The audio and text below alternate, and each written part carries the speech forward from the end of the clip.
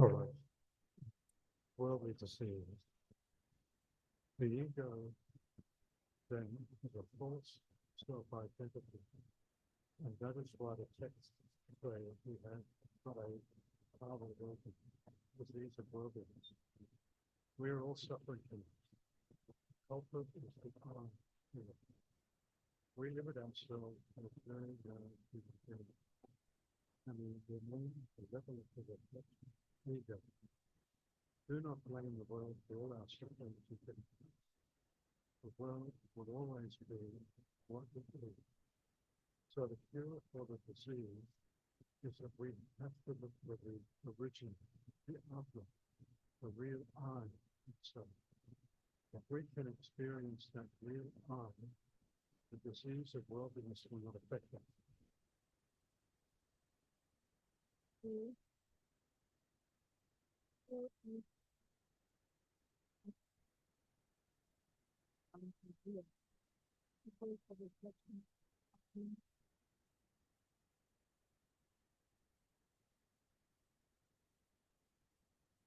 Atman is in all of us, the self, the real self. That is the real person, the real I. But we identify with the ego, the body, mind, or psychological system. And so we can limit when anything happening in the body or the mind, anything happening in the psychological system, we think it's happening to us. But that's because of our ignorance, because of our identification with this. And that is identified to be something because of the ego. So to get rid of that, we have to go to the original. Means ego is a reflection, so what? Reflection of what? The Atman, the divine presence within us is reflected. So we go turn to the divine presence, then we will free from all these sufferings. Whatever happens in the world, then it won't affect us. Things will be happening.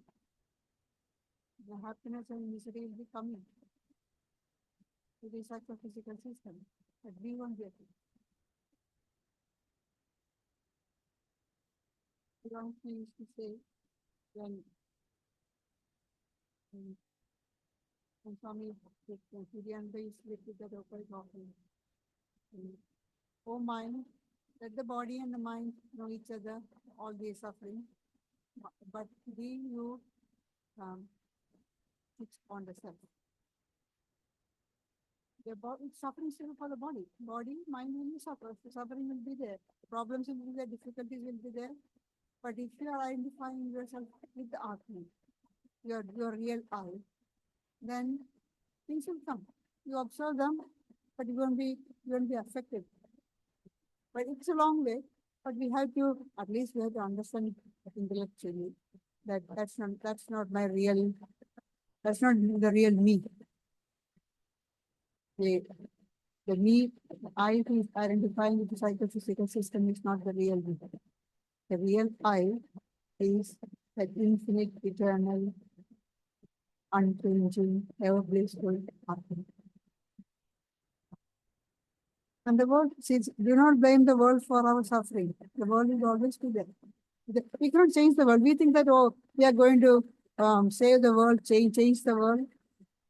We will bring about peace and happiness to the world. The world will remain everything, the same as only we can change ourselves. We cannot change the world. So Sri Ramakrishna says the world is like the curly tail of the dog. You straighten the tail, the curly tail, and very carefully. And the moment you leave your hand, the tail goes back. So the world is like that. We think that we are changing. And Swamiji says it's like the rheumatism. You cure your hand or feet has got rheumatism, you treat it.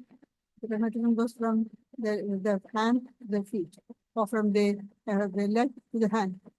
It won't leave you. It will be moving from one place to another. That's all. The problems in the world, moving from one place to another, the world will be the same. It won't change. Only we change by realizing our true nature, giving up this false identification with the psychophysical system and realizing who we really are. You know, relating to this whole ego sense of I-ness,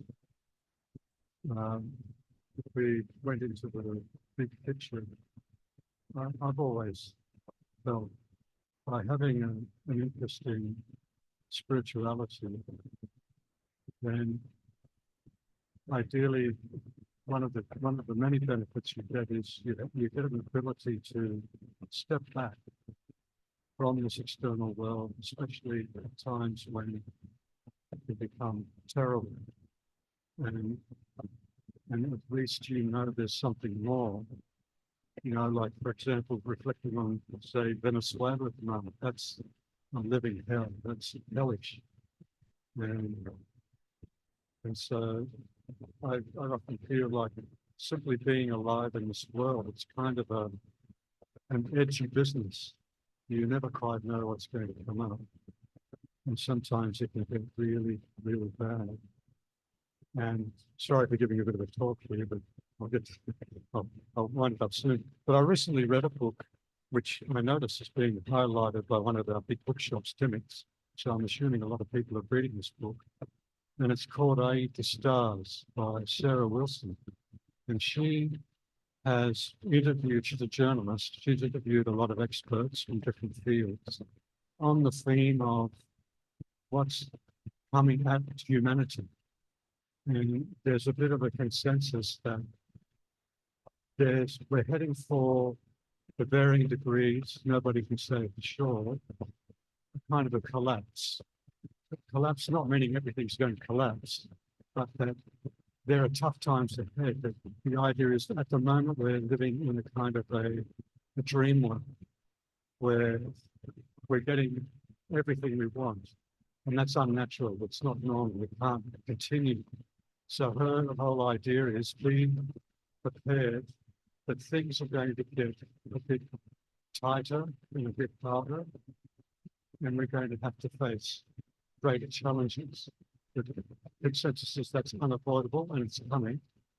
And so she's decided to go into this open-eyed and be ready to face it and to even remain positive.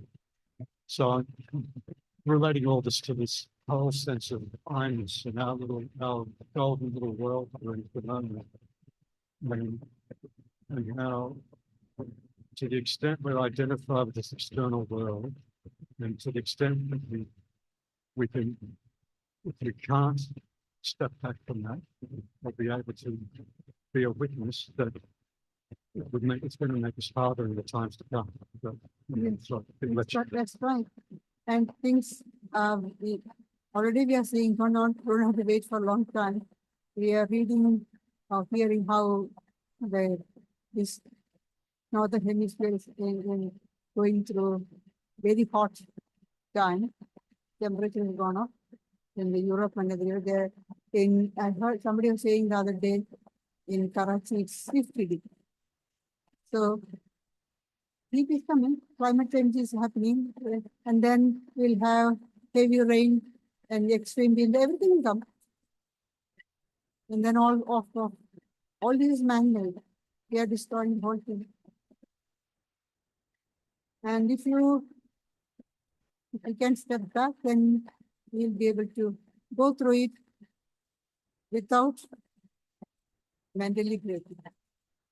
You know, the other point she made, I thought was very good. She said, so us baby boomers, our parents' generation, they lived through the First World War, they lived through Depression, they lived through the Second World War.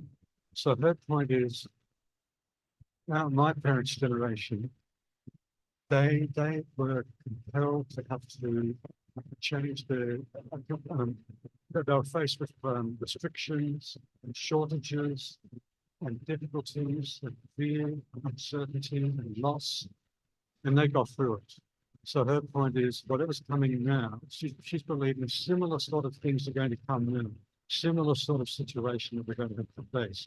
So she's about my age. So she's saying our parents' generation went through it all, and so can we. We can. It's not. We at present, because everything is going smooth, fine. We think that it will continue forever. No, it will change. So things will change always, and we have to be mentally prepared for that.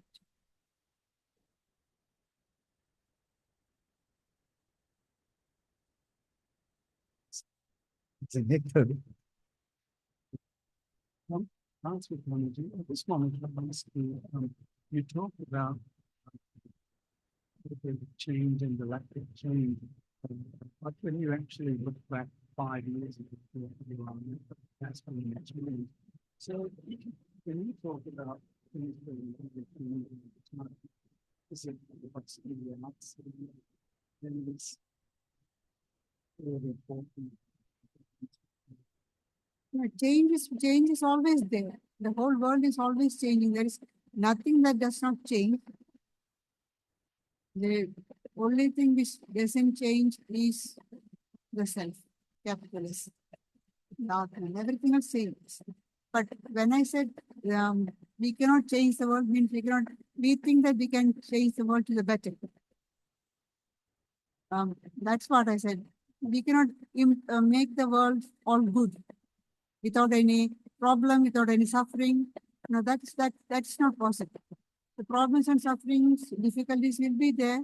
Only thing we are shifting from one place to another. That's all. That will be there. But and change is a part of the whole universe. Things are always changing. By the way, those who must be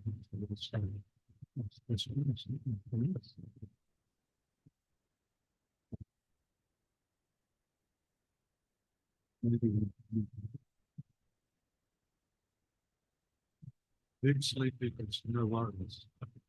In deep sleep, the intellect is then the reflection, the ego goes back to the beginning. That is why there is no consciousness, no worries in deep sleep. Vedanta explains this by the nature of the sun reflected in 10 parts of water. But you then see 2 reflections of the sun. When you remove the parts one by one, the reflected sun disappears. When the last part is removed, there are no reflections of the sun. Where did the reflections go? Back to the sun. They didn't die because they were not born, they were only reflections.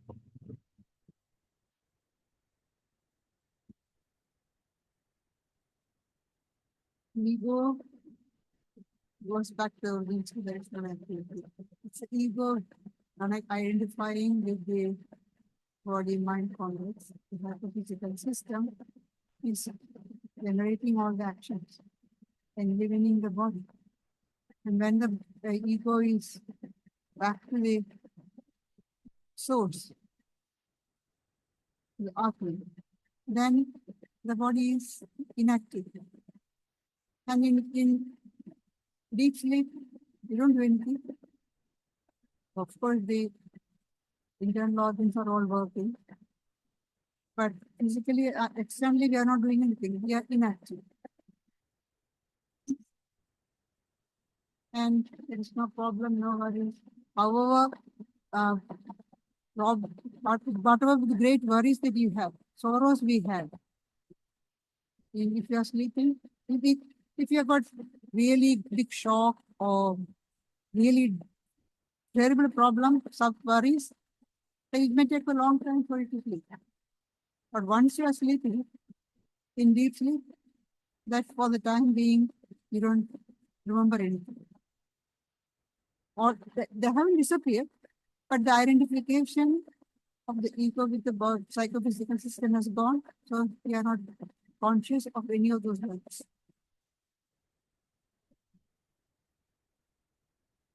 The reflection goes back to the origin.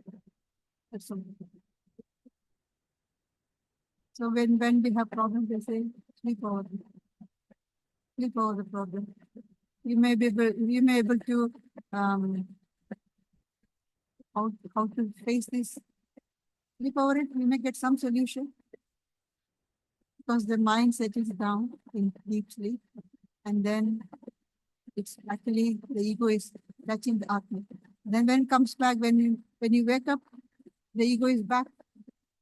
The intellect is again activated. Then you some the result solution may come up sometimes, not all the time.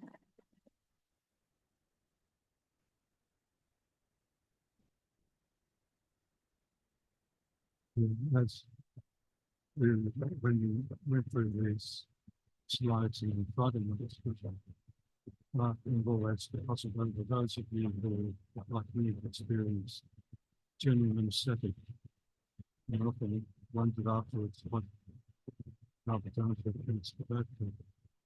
The genuine, was with deep sleep, at least there's you have some sense of continuity, whereas general anesthetic is so weird, where you've just completely, when you come out of general anesthetic, it's really like you, for some time, you completely cease to exist. No, but when you come out and you really become fully conscious, then you realize, oh, you had what happened before you when you had the anesthesia. It's a continuation. Continuity is not gone completely. For this short period, it's gone. But continuity is that have you forgotten everything that happened to you before in your life? No, but it's like there's been a gap. In deep sleep also there's a gap.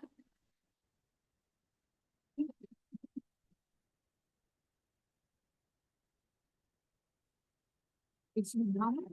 It's not any sensation. That's all. Other than there's nothing there. There's no other transformation or anything.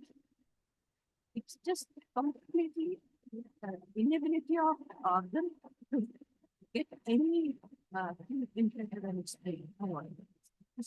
None. But the anesthesia has pain, so that you will not know the pain. That means no experience at all. No experience. But this might be pain experience. Not you will explain. How the doctor that is why them is completely almost dead to it. At it, and you feel the pain. Effect there's a pain.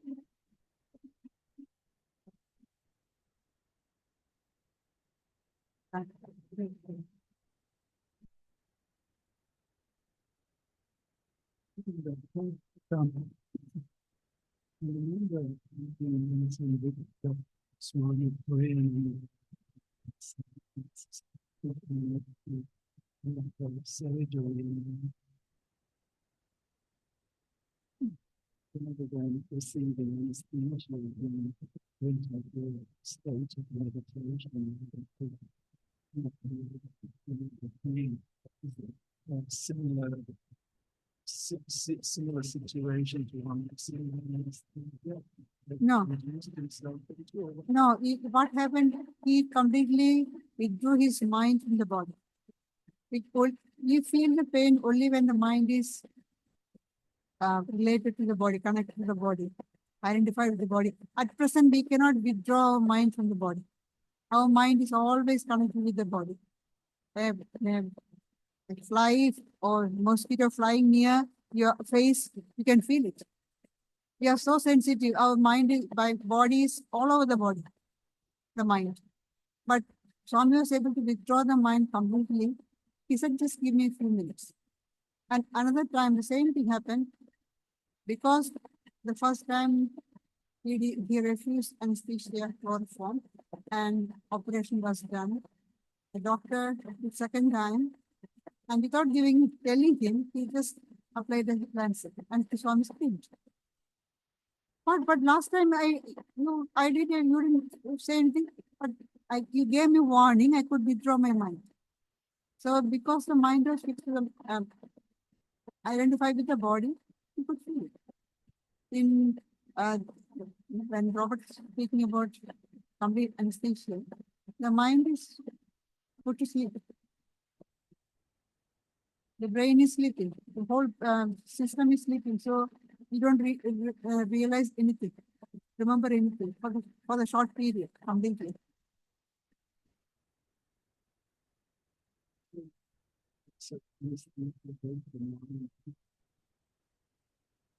Yeah.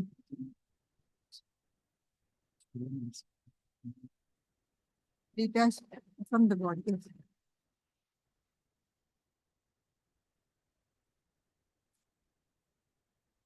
No, that is almost over. You just let it. Again, when he says, it's like when he's child. In all the time, that always wants to go away. Trying to pull it, doesn't want to be. So what he says, okay, I left it. I left it. I didn't leave it. And again,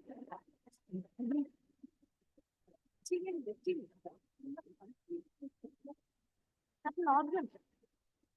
Yes, immediately for the no, no, it's not in the tongue, you can't go. Come back. I think it's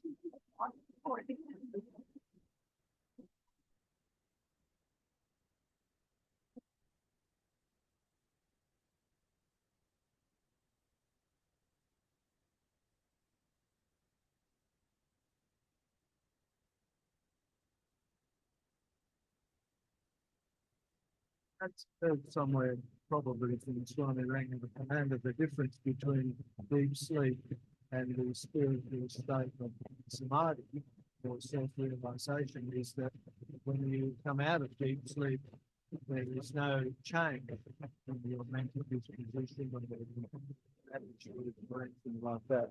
But when you come out of the spiritual state of samadhi, there's been a transformation in your life. Yes.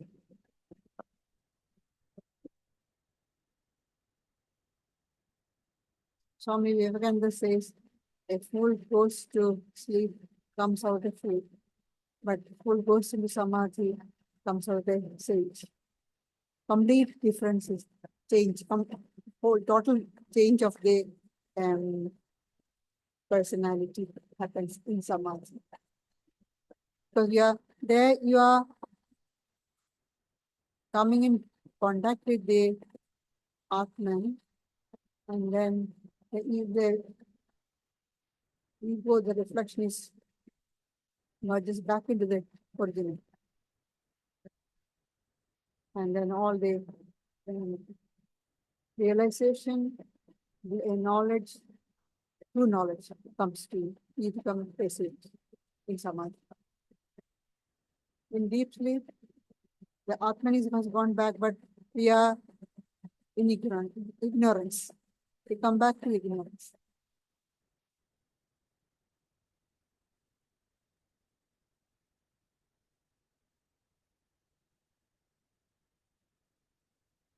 Yeah, you can hear it. Yes, he gives a beautiful example. Like the ego went back. I mean, the reflection went back to the self. The ego merges in the self. But having merged in the self, why does it still remain the same? That means to say it hasn't merged because the weight of the ignorance is there. Ramakrishna says in the villages and all, the villages, I mean, huts, the mongoose goes and stays in their hole.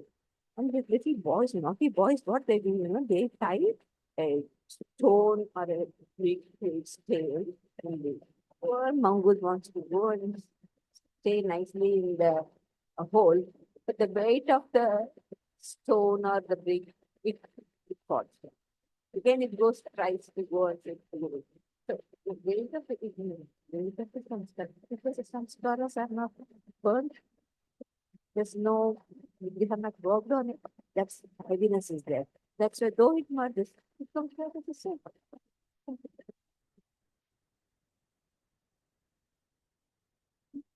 See, there is still consciousness, you know. There is still that little bit, except that it might be the intellect. There is still consciousness. The weakness is there. It's still there. So really the body mind intellect is not present.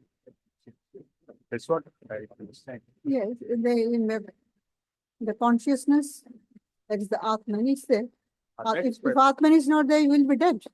Yeah. So that's the difference between a person, death and deep sleep. The Atman, the weakness, consciousness is there. And when you come out, you realize that, oh, I had a good sleep. Yeah, That I had a good deep sleep. That weakness was there. Weakness presence is there. weakness is there. That other question is, this question is answer. When you go back to sleep, when you come out, you feel that you're refreshed because you feel samadhi. The other one is, when you go back, you're still the same thing. There's no difference. So how will the difference make? One has gone to the Atman and one has gone to the false ego. Just now that's what the Ajayaprana gave, the weight of you are touching the Atman. In both cases, in deep sleep and samadhi, the ego is merged in the Atman. The reflection is merged in the original. But in samadhi, there is no ignorance. Ignorance is completely removed. So you become a sage, a wise person. Whereas in deep sleep, all the ignorance is there. So as the weight of the stone pulls the mongoose back, the weight of the ignorance pulls us back, and we come back as we are not changed. So that's the reflected image. That's a reflected. There are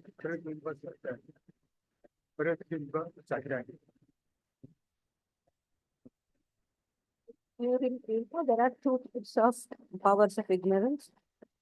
Avarana Shakti, Vikshepa Shakti. One is veiling power, one is projecting power. Two things. Avarana Shakti is one which covers which covers ignorance. One covers Avarana means something is covering, and other is one is covering, one is projecting. First, I forget what I am, then I think I'm something else. First, I forget that I'm divine. That's completely lost. And then I think I'm so and so, I'm so and so, so. So this is the Vikshepa Shakti. In sleep, what happened? The deep sleep, Vikshepa Shakti has gone. But Avarana is there. Still, the self is covered.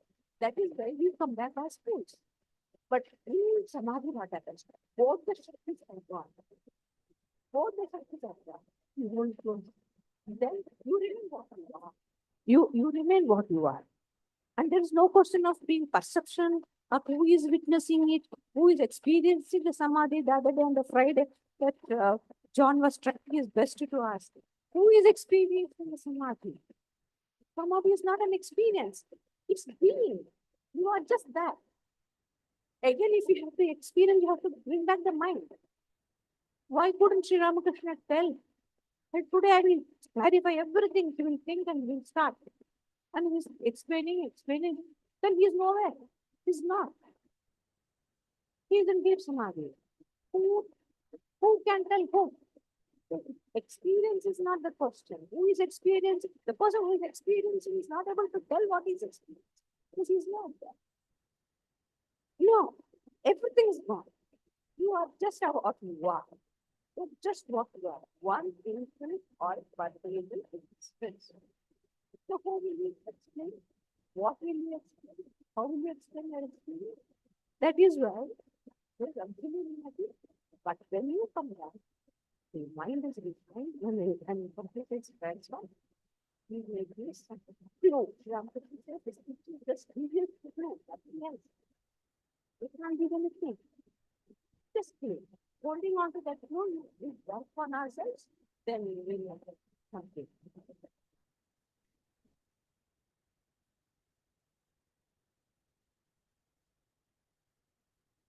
So,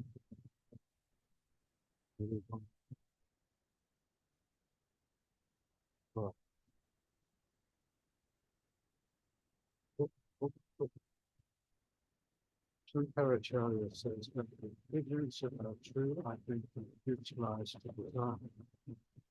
Desire leads to action. Action leads to a longing for the fruits of action. These fall the tide of our value. These are the heavy weights that witness the use in the question of this world, creating conflict.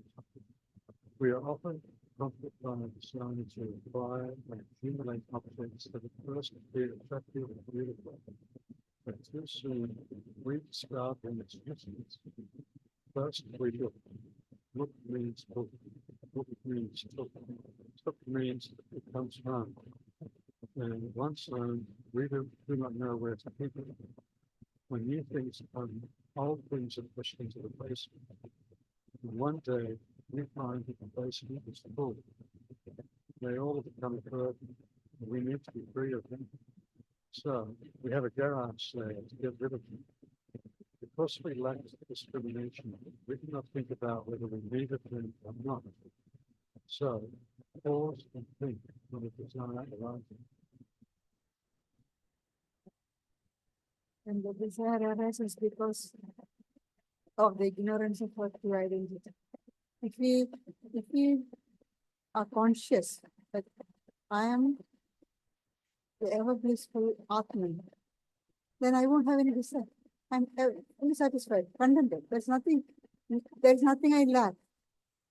We think that external things, goods, people give us happiness. No. Happiness is a state of our mind. External things, people will give us pleasure and pain also. Pleasure and pain go together. But you're realizing your true nature, you are in bliss. There is no question of misery or sorrow.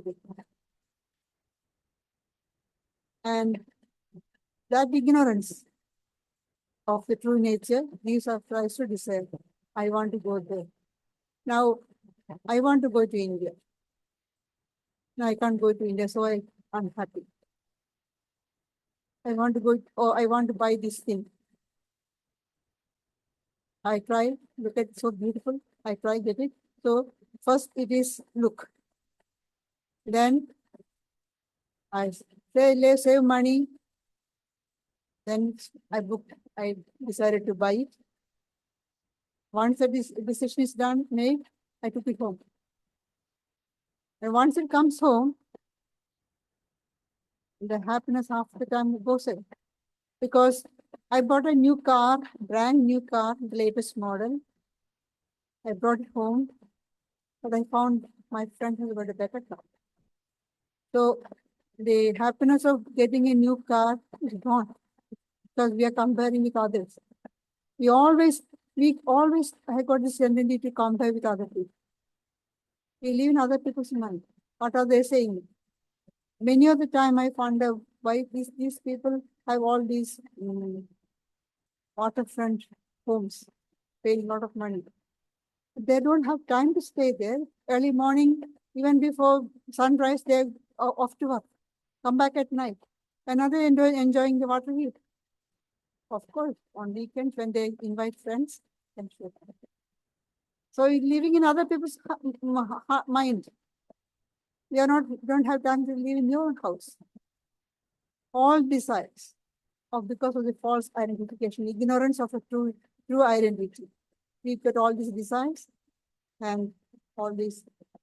So when they say when the desire happens, the Maharaji says, pause and think, do you really need it? The big difference between need and want. I want so many things, but do I really need that? I don't know whether I have said here on Friday discussion, we said that I saw a small video, Jewish gentlemen are saying, they tell the young people, when you see a desire arises to buy something, wait for 3 days. The first day you really want it. Then, now wait for 3 days. Second day, it's good if I can get it. Third day, No, I don't think I need it. So they don't waste money, and by the age of 30, they have enough money to pay a deposit for a house. He's saying the other people, the rest of the society, they see something attractive, buy it, then after some time, interest is gone.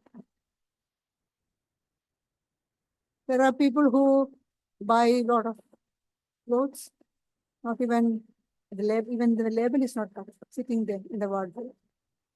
Or shoes, handbags. Do we need all these things? Do we need? I want. Yes, of course you want. But do you really need them? No, you don't need it.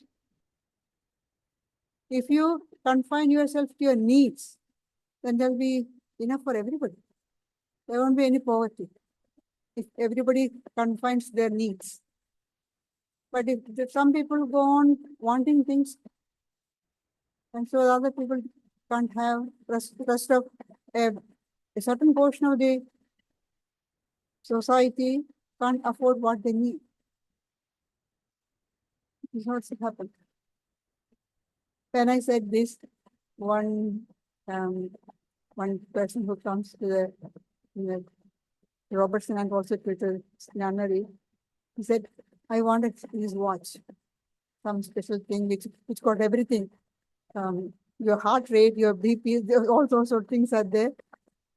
Starting with G something. I don't know what it is, I can't remember now.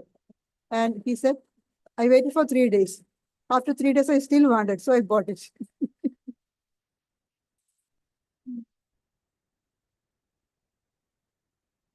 So if you remember that this ego is just a reflection of the Atman, our real self, that is what's causing all these cravings, then we won't be having, we don't have this book to, won't be there.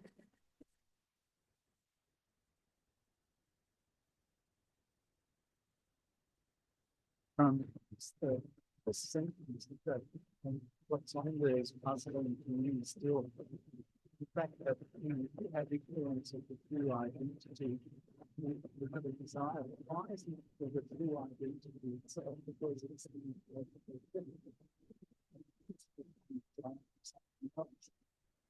Because we are not even conscious of that. There's a true identity. We are not even conscious of it. We think this is all we are. How many of us, even after hearing about the psychophysical system is not the true I, how many of us have that real idea that this body, mind is not me.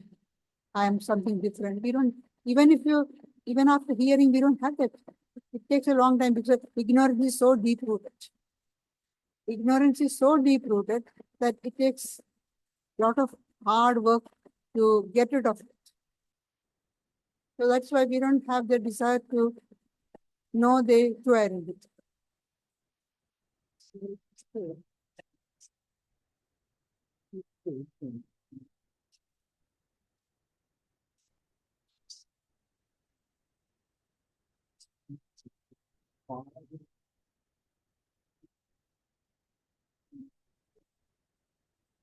It is, yeah, the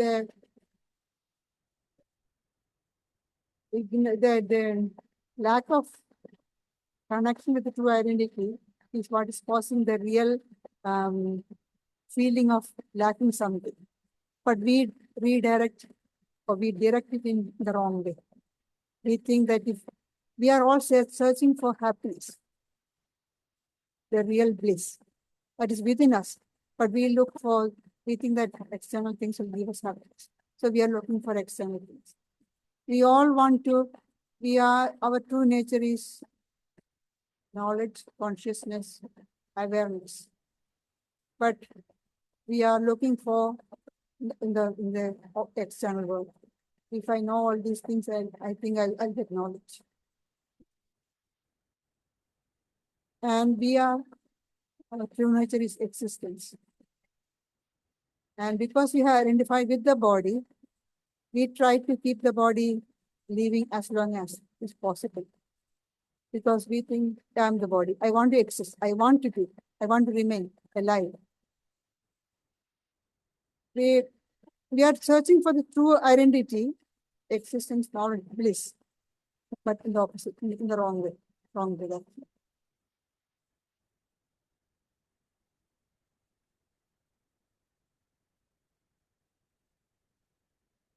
That's what Mataji was telling. Satchit Ananda. And we are thinking of all the problem is starting only because of this miserable reflection. If reflection wasn't there, it would have been what we are. But no, somehow we do not know why the reflection has come. That is why when we were taking the spiritual classes, Anadi Avidya. Avidya, ignorance, Anadi, beginningless.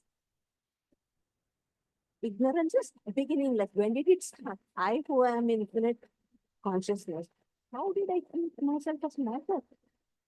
Who did I think? This is the actual problem. But this is Anadi, means beginningless, but not not never ending. Why? Because ignorance is this reflection. It's not infinite. You can cut it anytime. Through the knowledge. By the help of knowledge, ignorance can be got it. It's Anadi, but it is not, it's not going to be Ananta infinite. We have got every right and every what do you call power within us to get rid of it. So it's a reflection. Sat, life. Chit, knowledge, or light. Light. Light is with the awareness only we can see. So brightness. That's why we call Tamasoma, Jyotirgamaya, light. Okay? So light, love. Sat, Chit, Ananda. Its reflection is this. That's why we hang on to life. Because life is so precious. And knowledge, we don't want ourselves to be fulfilled. And already asking, every creature, every atom in the world is sitting place. It's a reflection. Ananda. These three are the reflections of such a Asti, Atman, Priya. We are struggling with because of this ignorance, we don't get right. Ramkrishna said, there's surge in light, with the light of this lantern, the surgeon sees everyone, but nobody can see him. If we want to see, we have to turn the light. We want to turn the light. We don't allow, put the mirror back, upside down, when we're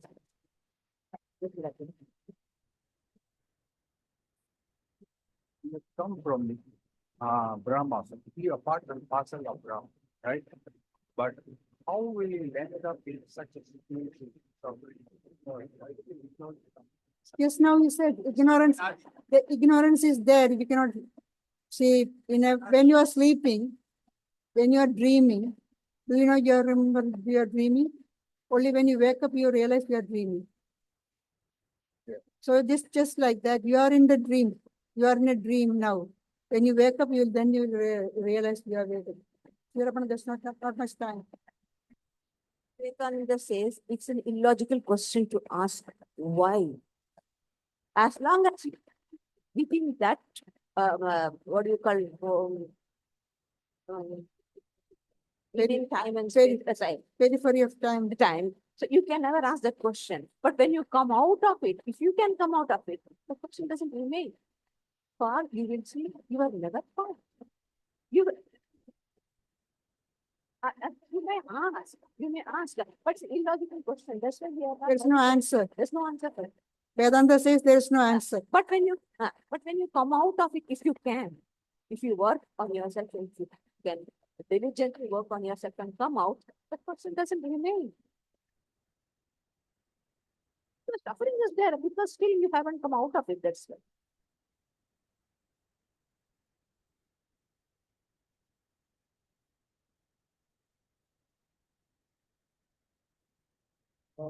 I think it was the written Vedanta you kind of shared, where I talked about for those sheets, for the sheets, from the rose body, the Bible seed, the mind, the intellect, receive the bliss. And then the act is,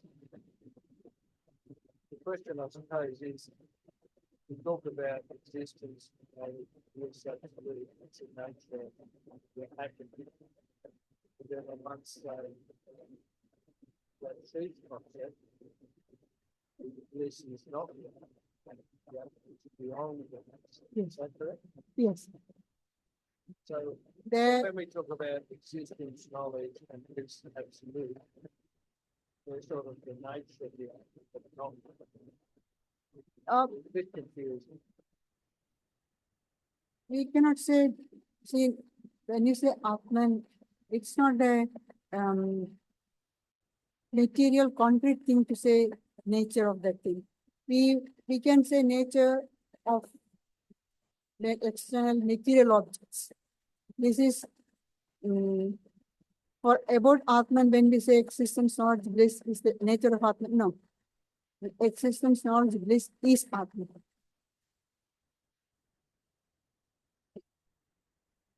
It is Atman. Atman is existence, knowledge, bliss.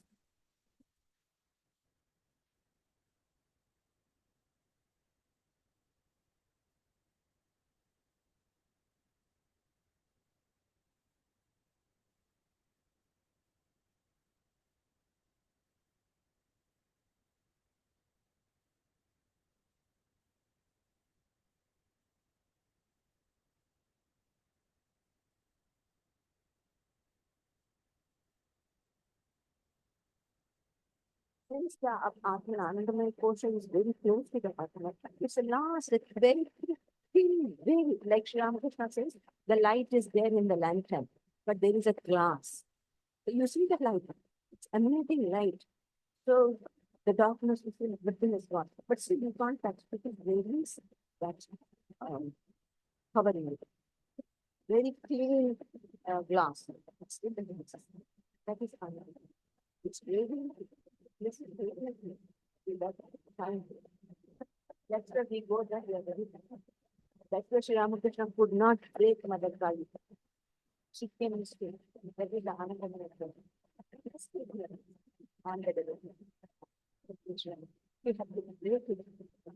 Knowledge that is what I think.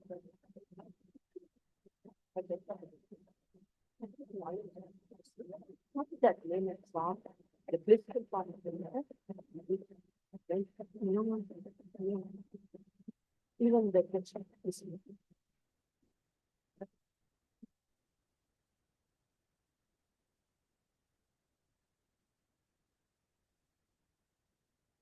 It's just a bit funny, though. I'm also mindful of this whole idea of stepping back and being things.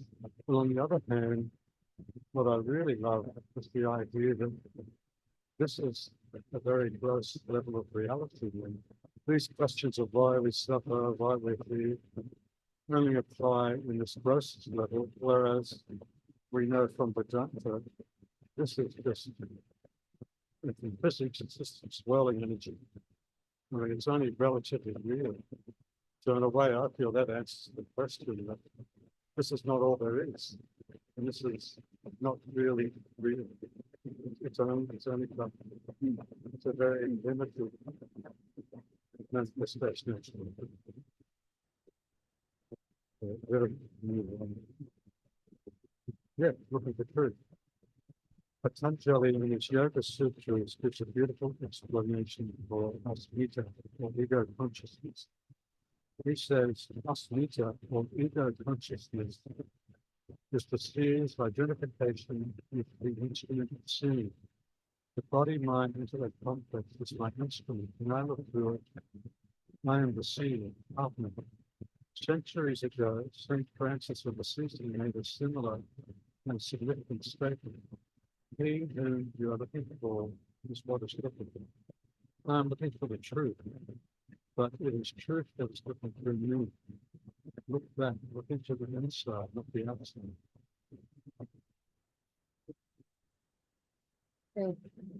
That is why when the Upanishad says that the Lord created the senses outward. They're rare, wise people, very rarely, but some wise people turn and look inside and they see that. We all look outside, we are not looking inside. Self is within us. The existence, knowledge, bliss, all the we are seeking for happiness. Happiness is within us, but we are looking in the wrong way. And then complain, we are not happy, we are suffering. Just turn inside. Talking about this, here it says Patanjali, explanation Asmita, is seer's identification of the instrument of seeing. I'll just read what Swami Vivekananda speaks about that. The seer, Swamiji says, the seer is really the self, the pure one, the ever holy, the infinite immortal. This is the self of man. And what are the instruments? The chitta, the mind stuff, the buddhi, the determinative faculty, the manas or mind, and indriyas, sense organs. These are the instruments for him to see the external world. And the identification of the self to the instrument is what is called ignorance or egoism. Identification of the self, the pure, the holy, infinite, immortal self, identifying the instruments which are always changing, which have got parts. And somebody continues. We say, I'm the mind, I'm thought, I'm angry, I'm happy. How can we be angry and how can we hate? We identify ourselves with the self. We should identify ourselves with the self that cannot change. If it is changeable, how can it be? If it is unchangeable, how can it be one moment happy and one moment unhappy? The self is unchangeable. And then how can we say, I'm happy one moment and then I'm unhappy another moment? Because I'm identifying with the changing things, the instruments, the body, the mind, the senses, the chitta.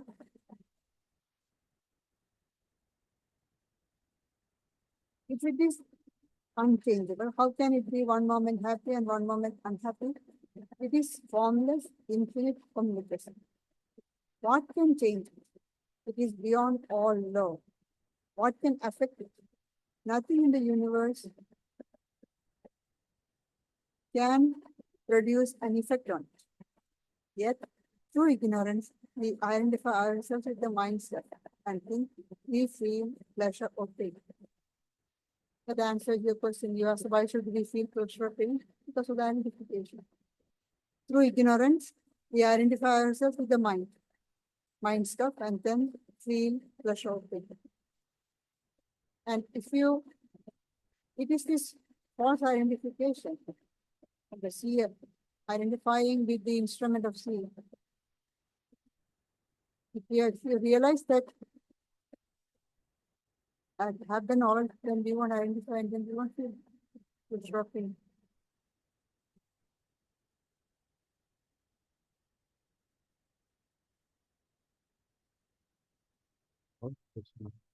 Question.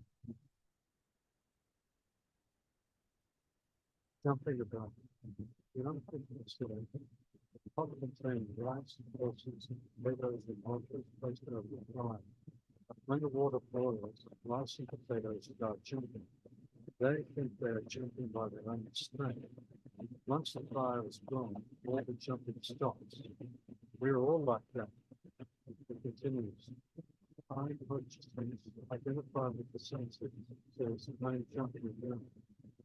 Just ponder over the truth. Do not go on getting carried in the scheme of illusion.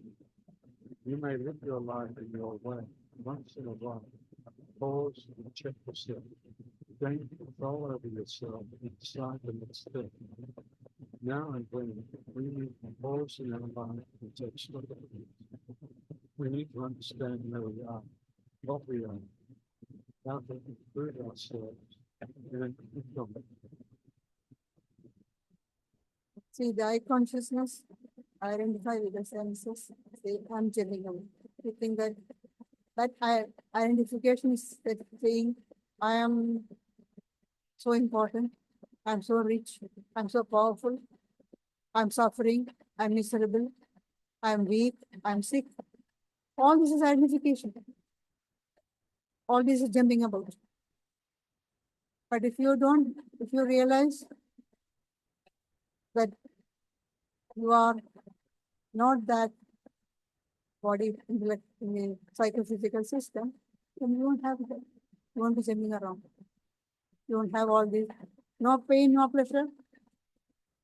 If there is no pain and no pleasure, it's like a piece of rock. No, you'll be in bliss. Because that's your nature. That's your true nature. That's what you are. You're bliss. You will be in bliss all the time. You look at Sri Ramakrishna. He was always bliss. In the gospel, you can see almost every second page or third page, you can see Sri Ramakrishna and the devotees. Sri Ramakrishna is making some comments and devotees are laughing. And there are cases when the young devotees just roll on the ground, laugh. Full of bliss. Not, and Swamiji says, somebody asked when he was in America, Swami, why are you always so blissed? Always happy? Yes, then he said, I keep a long face when I got stomach pain. Otherwise, I'm always happy because that's my true nature.